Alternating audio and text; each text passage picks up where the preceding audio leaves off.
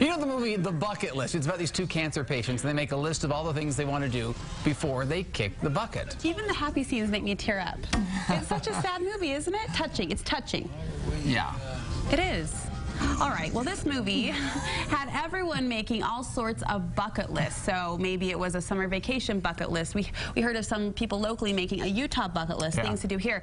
My cousin, he's leaving to go to dental school. He made a Provo bucket list, he and his wife, things they could do just in Provo before Are there they enough left. things to do in Provo? Oh, you'd be surprised, yes. So we were intrigued with our Studio 5 relationship coach, Matt Townsend, because he mentioned a relationship bucket list. Yes. What is a relationship bucket list? Well, notice the video was about, the whole movie was about a relationship of these two men who are dying. A touching one. A touching one. You said sad. Well, I corrected it to touching. But see, what's amazing is it's not about what we do. Like, let's get real. What it's about is who we're becoming, right? Isn't that on your deathbed? Are you going to be like, oh, I wish we had gone to Vegas? Because that was on my list. Or do you want to be the kind of person you want to be? Do you want to be remembered as something? Do you want your kids around you loving you, or do you want them just looking through your picture book? And I think even those things you check off the, you know, skydive, whatever, it creates, it's because you have this feeling when you're doing it. That's why. I mean, those guys were strapped to people. What if you didn't like the person you were strapped to? And you're skydiving. So part of what this is about, it's about what we're becoming with each other. So I teach that there's 4 things we want on our relationship bucket list. There's 4 ways of being that we want to master before we're all done. And if we can master these 4 things, then you know what? All your relationships will be better. All of them. Even with your in-laws. Oh, do you want them? Please. They're powerful. There's 4 of them. Are you ready? Number 1. Jesus with the in-laws, now everyone's waiting on baby breath. Like, really? I can improve that? You must possess an open and teachable heart. How many times in a relationship have you struggled because they're not teachable? They're not open to learning. They don't want to learn new stuff. I have so many. I was down in St. George, and all these people would come up and say, I would love to come to one of your date nights, but my husband won't. And I'm like, why won't he? Because he doesn't think he needs help. And I'm like, well, he does. So how do you teach somebody to be open to learn, be open and willing to try things, be open and willing to hear things, to get feedback? Wouldn't that be great if we could give each other feedback without our partner getting mad? Can you teach that? Yeah. You can also operate and do surgery, but it's cheaper to teach it. Okay, how? At some point, you just have to know that it's a problem. So what if on our bucket list we just said to each other, let's accomplish 4 things in our life, in our relationship. When you say we, is that like you and a spouse? I would take this to each other and say, I saw Matt teach this. These are things I want to leave and use in my life. Can you help me accomplish these 4 things? It's so that I am more open and flexible and willing to hear, gain feedback. How many times do we not get feedback from our partner because they're too afraid to tell us stuff? They know how we'll react if they bring up the issue.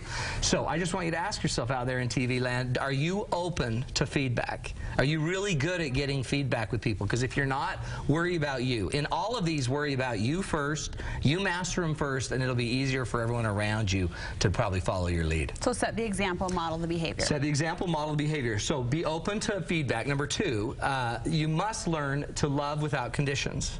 Now that sounds like, okay, we know that one. But so many of us put conditions on our partner. Like, if you ever do this, I will be gone.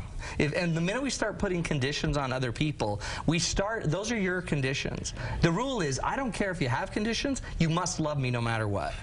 You must love me no matter what. If I'm your child, your teenager that goes completely awry, mess up my life, and totally jack it up forever, jacked it up, I used it, I want you to still love me. And I want to know that when I go home to my mom and dad, they will still love me unconditionally. As humans, but what about when we start getting into all the conditions? You know what? First worry about love and master it, then worry about conditions. As humans, we worry about conditions first, assuming love is always there. No, you love unconditionally. Here's why. If I know that you don't love me, then I'm always going to be afraid when I deal with you. And I can't ever necessarily be me. I have to be loved enough to know that I can make a mistake in life. To know that I can actually be genuinely who I am. So essentially the love comes first. And then eventually I found once the love is there, you have so much more influence to have power with this person. We try to create a condition, and then in the conditions I'll love you and have power with you. I want you to just possess love. Main reason, because everybody out there says they believe in that. Everybody out there tells me they believe in loving each other unconditionally. Oh, I believe it, but we don't do it. So let's just make it that if anything else happens in our life, our kids and grandkids can say, Grandpa was so loving. He loved us unconditionally. And it's interesting, on the second point, on the first point you were talking more about spouses. The second point you almost talked more about kids and like other people that aren't necessarily a relationship. Yeah. We do it with our spouses too. We conditionally love our spouse. What's an example that you see over and over of a couple that maybe if you touch me, I'll vacuum. Excuse me. Now the funny thing about that is you should just love me regardless of me touching you. And you should just vacuum and love vacuuming because you love me. We should just love each other without the condition of it. And that's a high level of living, but it's the highest level of relating. Once I know you love me, I can do so much more in my life. You're willing to give so much more and offer so much check it out. Are you open to being teachable and loving? And then are you open to loving unconditionally? Next is, are you patiently present? And you've heard me talk about this a million times. What if we could just be patient and be present with each other? So I just spent a week with my kids, and they'd come up and just want to talk my ear off. And I'm like, yeah, okay, whatever. Go back to your game. Go back to the game thing you were playing. Daddy needs some... Dad, we've played it for 4 days. But what I found is I wasn't being present with them. So here I am on a week-long trip with my family, and I'm not even present. What good is a trip with your family if you're consciously not there? What good is having a job if you're never present when you're there? What good is having family time if you hate it and you're not in your head? So the rule with this isn't more time. It's not more trips. It's not more vacations. It's not more things. It's learning to be present with your kids. So what I noticed is, as they're telling me the story I really didn't care about, I just paid attention.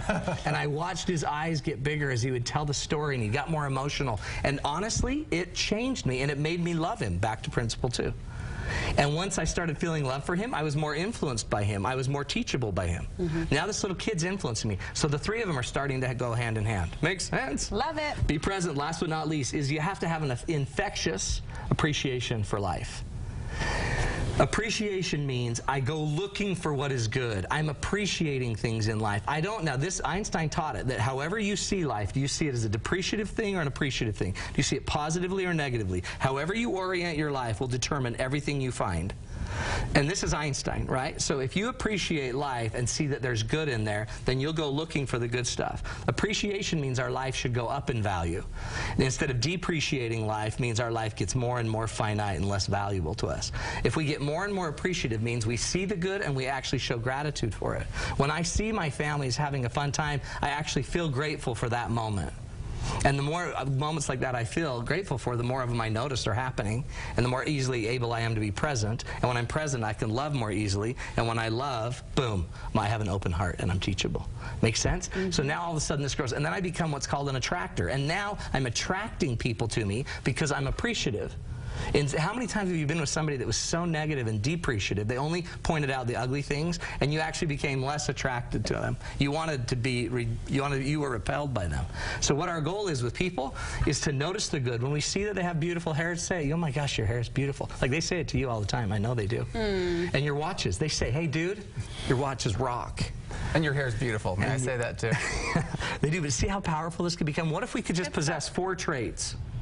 I tell you, the Grand Canyon, skydiving, nothing else will relate to those 4 things on your deathbed. And you can see how they would apply to every relationship in everyone, your life. Love even it, Matt. your in-laws.